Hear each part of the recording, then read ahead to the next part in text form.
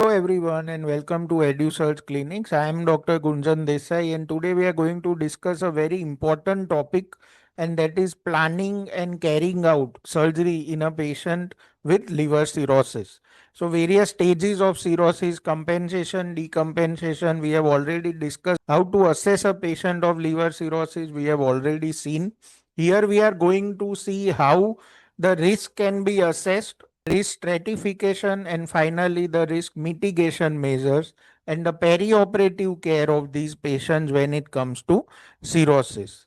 This is important because as the aging patient cohorts are seen, we see a lot of patients in their 70s and 80s. Increasing prevalence of cirrhosis is also happening due to fatty liver as well as alcohol. These patients have inherently increased surgical risk when we compare it to a non-cirrhotic patient with similar age and comorbidity. So it is important that if you want successful outcomes, this demand a balance between the risk of surgery against the risk of underlying condition. So just to give you an example, in an emergency surgery in a patient with cirrhotic, especially child B or C, the mortality ranges in literature are from 25 to 75%. And for each increase in the MELD score above 20, there is a 2% increase in the risk of mortality, even in elective surgery.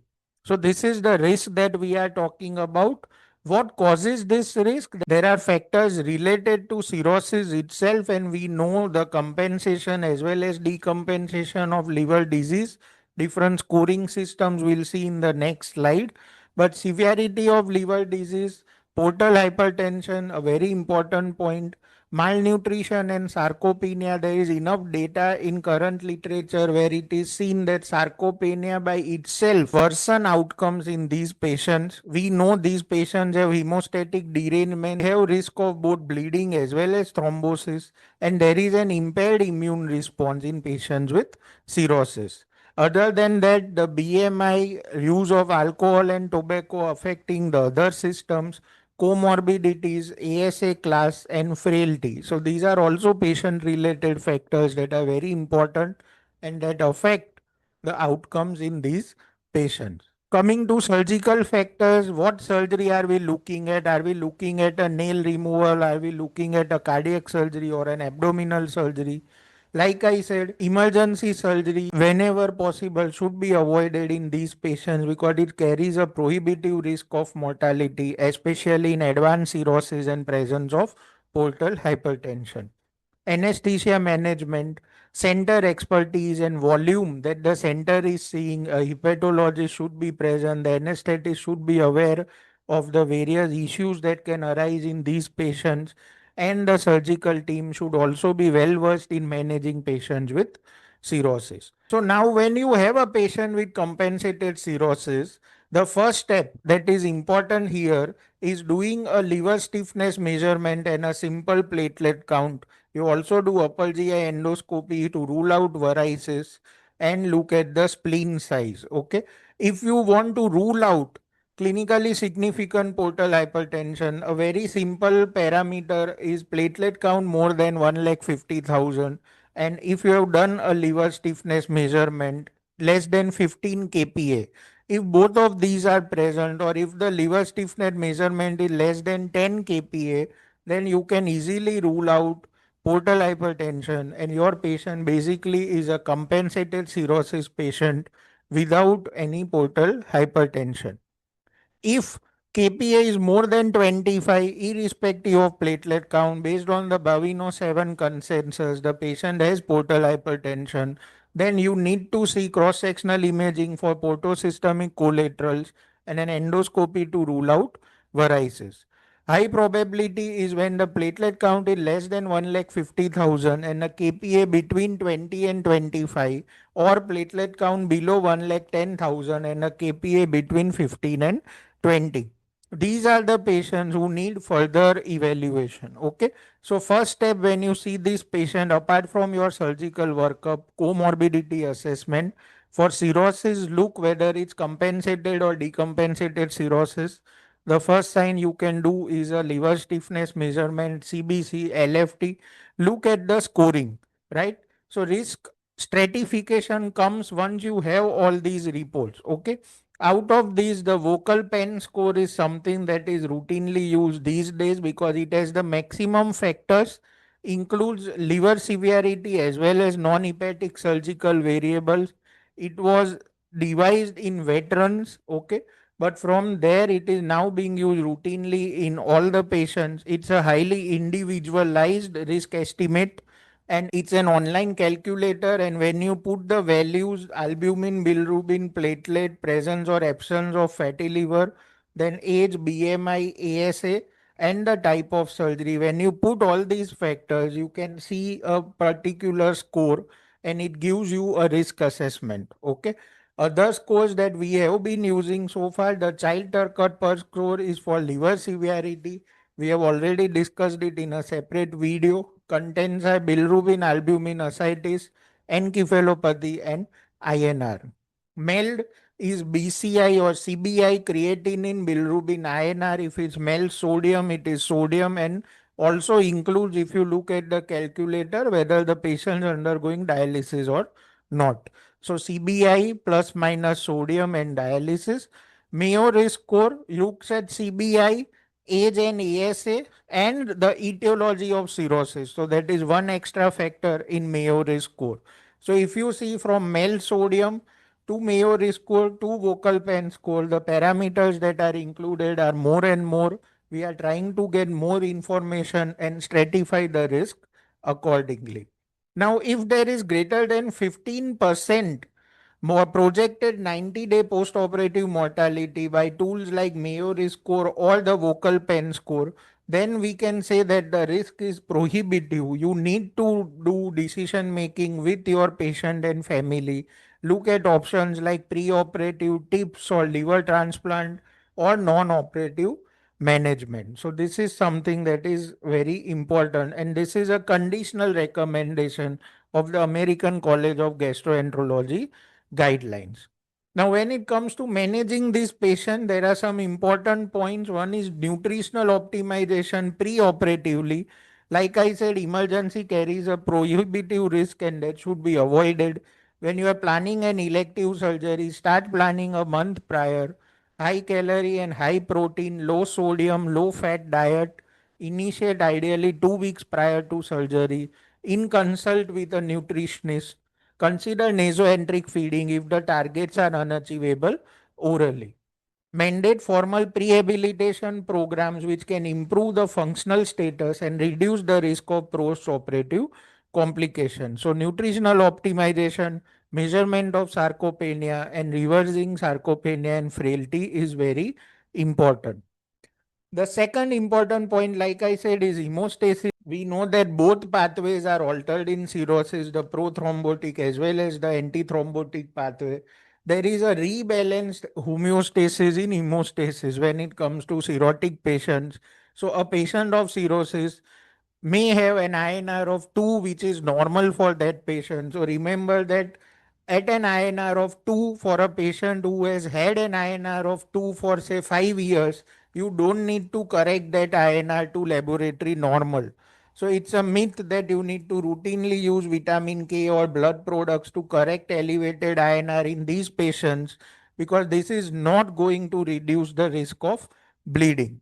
A very important recommendation by the ACG is that PTINR APTT platelet count is not going to be enough when you want to assess the hemostasis in a patient with cirrhotic. What we also routinely use, and we have a separate video on thromboelastography or TEG viscoelastic testing, is the standard of care when it comes to these patients. Remember that the traditional management that relies on PT or INR will result in prophylactic transfusions based on elevated INR, but this is not going to be beneficial, and this may actually exacerbate portal hypertension and increase variceal bleeding risk. TEG, as we have discussed in our video separately, the RCTs are very clear that TEG reduces pre-procedural blood product transfusion and does not increase the bleeding incidence. So the guideline is very clear that TEG or ROTEM are something that can be used in these patients. The report comes in 10 to 15 minutes. You can have a tech machine in the theater if it's a big surgery, and it is something that can help in real time monitoring of hemostasis and its management. Coming to severe thrombocytopenia, these patients can have platelet count less than 50,000, and this is an indication where you may need thrombopoietin receptor agonists. Again, like I said, you have to start planning these things 1 month prior to the procedure. So every fifth day you can give avatrombopag or L-trombopag, assess baseline platelet count, then start the dose, second dose on day 5, and then you may give further dose as per the need. Remember that platelet count more than 2 lakh is not required. So you just need to manage in a way that your severe thrombocytopenia is taken care of. Overzealous correction can result in portal vein thrombosis. Now, coming to the third pillar, as we saw, if there is an established cirrhosis with clinically significant portal hypertension, the patient may need tips if there is refractory ascites, or if there is a high risk procedure, thoracic procedure, or if there is a procedure like, say, umbilical hernia, where you have a risk of wound dehiscence from ascites. These are the patients where you may do a preoperative tips, and that may help in reducing portal hypertension, ascites, and improve the healing of your surgical scar. Now, coming to a checklist for medical optimization, remember that the hepatologist has to be there in the team when you are planning this surgery. The etiology of cirrhosis needs to be taken care of, whether it's alcohol or tobacco. Cessation at least for 1 month prior to surgery reduces infection, wound complications, and ICU admission. If the patient has hepatitis B, C, or autoimmune hepatitis, that should be treated in advance. Screening to rule out HCC has to be done. Complete variceal screening and bleeding prophylaxis, whether it's beta blockers or carvedilol, has to be started. Optimize the patients to prevent hepatic encephalopathy and initiate SBP prophylaxis when it is indicated. Now, once you have done all this based on your procedure, there are some specific points. One important point that you need to understand is that if the surgery duration goes to beyond twice the normal limit for a surgery, that in itself is an adverse prognostic factor. So lap cholecystectomy is favored in Child-Pugh A and B, but remember that if you are going to do it for 6 hours, then it is not the favored procedure.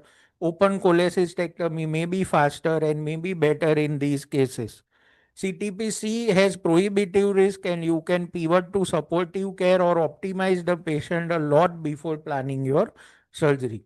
Coming to abdominal hernia, like I said, if the patient has refractory ascites, you may need medical or tips based optimization prior to surgery. Prevent hernia incarceration or spontaneous rupture by this management. Bariatric surgery can be done in well compensated patient, but avoid that in totally decompensated or child C patients. So when it comes to an algorithm of what we have seen so far, like I said, there are three important steps: assess the risk, then stratify the risk, and then mitigate the risk. Risk assessment is based on the Bavino 7 guidelines, compensated cirrhosis or decompensated cirrhosis. Look at the scoring. So, do all the tests that are required to establish your scoring. I always say calculate all four. So, look at CTP, MELD, sodium, Mayo, and VOCAL-Penn. If there is greater than 15% mortality, then consider non operative management and liver transplant evaluation. If the risk is acceptable, optimize the patient with three different pillars: the nutrition, prehab, the medical management of the patient, hemostasis by TAG, and severe thrombocytopenia correction. And once all this is done, then plan the patient for surgery.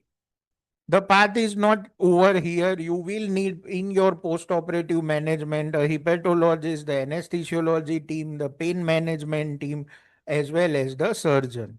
It is very important and our ACG recommendation that these cases should be done in a high volume liver unit, or at least a unit which has experience in managing patients with cirrhosis.